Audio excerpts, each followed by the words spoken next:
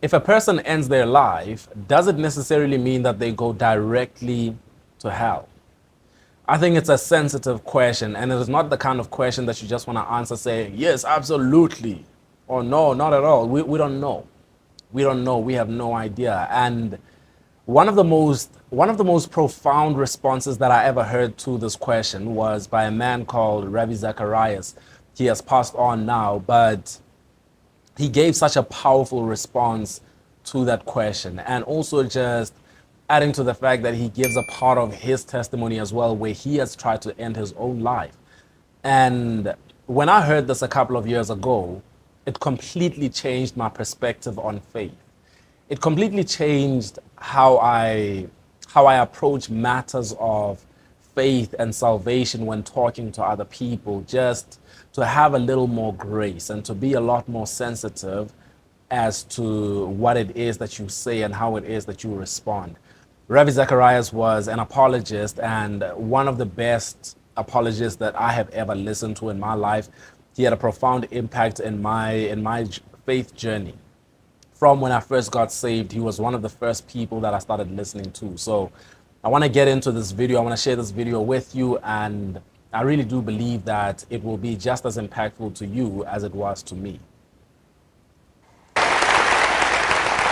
Hi. I go to a Catholic school, and what I've picked up from what I've heard about their beliefs is that they believe that those who commit suicide go directly to hell. What can you tell me about that? You know, this question has so many ramifications other than that. It goes into things like assisted, suicide type thing where the machines are pulled off, or living wills, and all these things actually now are coming into play.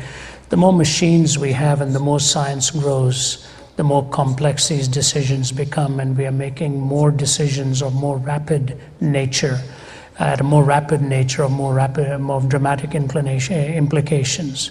Let me just say this to you. Let me just say, I believe this was a great setup for whatever he's about to say, but I want to highlight this as well, because when it comes to Christian extremism, those of us who are absolutists, those people who find themselves giving absolute answers to who they think is going to hell and what they think is absolutely wrong and absolutely immoral, I believe that this, for me, really shaped the way that I approach it, because I myself, when I was a newborn believer, I was very excited to just say, this means hell, this means heaven. This is wrong, this is right. But he raised the point, which is, what about the fact that there is such a thing as assisted suicide? What about the fact that sometimes these matters get complicated, and when you are an absolutist, you will get to a point where you can't answer certain questions. You'll get to a point where certain things become too difficult for you to answer, because you are such an extremist in your thinking, in your approach to life, in your approach to these topics which tend to be sensitive, right? It doesn't matter what it is. I can tell you right now, I stand very strongly against abortion. Very, very strongly against it. I don't believe that there is anything moral about it. But at the same time, I'm aware of the fact that there might be some cases where it so happens that you speak to somebody who says, I had to have an abortion or my life would have ended. And I don't know what to tell such a person. I don't know what to say to such a person. What happens when somebody says they had to abort the baby or I would have died? Now, of course, you can say to them, you should have just trusted that God would save the baby and save your life. But it's not an easy thing to say when you are not in that situation yourself. So I think that's a great response. That's a great setup to what he's about to say. And it really makes us think as well. I wish I had an absolute answer to give to you. I just say this: I wouldn't want to meet the Lord after I have taken my life. And the reason is, in Genesis 9:6, murder is called the ultimate attack upon the image of God. That's what murder is. You have violated the image of God. So if I violate the image of God in someone else, or I violate it in myself, it is the ultimate act of lack of faith. And without faith, it is impossible to please God. So I would say I wouldn't want to meet him on those terms. I will also say this, that I cannot stand as a judge and tell the parent of an 18 or a 19-year-old where life has been wasted like that, that that's the end and that that person is hellbound. That's not my prerogative in life. I would have to leave God as that judge and leave God to work for the peace of a family that has had to live through it. I would never want, I tried that once, and it took me years to even talk about it. I never talked about it to my parents afterwards. My wife spoke to my mother and my father and said, it is so embarrassing to Ravi to even discuss it. It's easier for me to discuss it from a platform than it is to talk one-on-one across a table. I can really relate to this idea that there are certain things in my life as well. Of course, it's not the same thing, but there are certain things in my life that I find easier to talk about from a platform than I do on a one-on-one conversation. And I used to think there was something wrong with me, but I've learned that this is the case with a lot of speakers that I've met. They find it very easy to stand on a platform and speak boldly and confidently. And when it comes to one-on-one conversations, they find it very hard to open up. But I want to say something, which is that I find it to be so admirable what he's saying about the consideration for the people who are left behind. And I think that's something that a lot of people don't often consider. To look at somebody who is left behind and tell them that the person they love is in hell just because you think that you know. And I think as human beings, as believers, as followers of Christ, we have to come to a point where we realize that we ourselves are not the judge. We are not the judge. We ourselves will be subject to judgment, and so we cannot stand at a place where we try to pronounce judgment on people, try to say that this one is going to hell and this one is going to heaven. All we can do is just really speak to situations at the moment to say, hey, listen, maybe this is what we can learn from that situation. This is what we can learn from that, right? We can only learn from it, but it is not, we don't have the right to look at anybody and say, your brother or your sister or your son, your daughter is in hell. It's very insensitive. It's inhumane. And we shouldn't allow our radical Christianity to take away our humanity. We're still human beings and we still live among people. It's just something to consider. Christ himself was God, was God incarnate. But as much as he was God, he was also human. And time again, we see scriptures that say he had compassion on them. And so I want to encourage you to say, don't allow your extremism to kill your compassion for people. Consider people in your approach and how you speak and how you reason. Consider people. The fact that I tried to take my life is a devastating thought to me. The only consolation I have is that I didn't know Christ at that time. Now that I know him, I will never ever violate the image of God that he's given to me.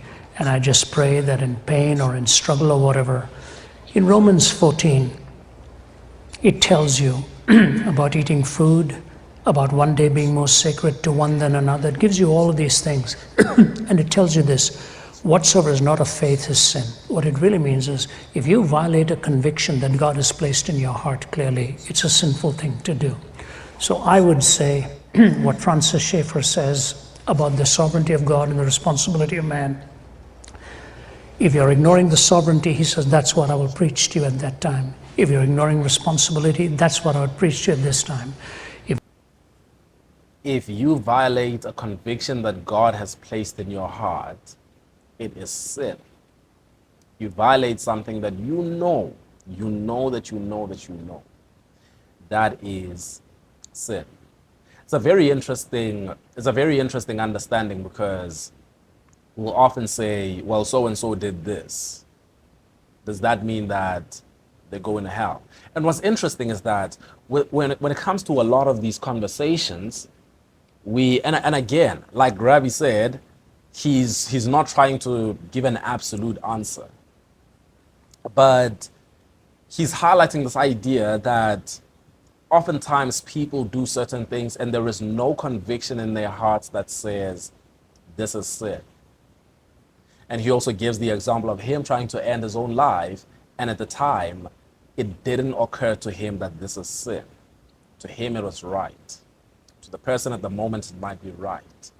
So is it sin when the conviction in their hearts does not really say that it is sin? It's a great question to ask, and of course there's more that can be said about that, but I think it's an excellent perspective, very helpful. If anybody is toying with the idea of taking their life, that's what I would say to them. Don't even think about it. It's the most sacred gift that God has given to you. Don't use your freedom to violate your freedom.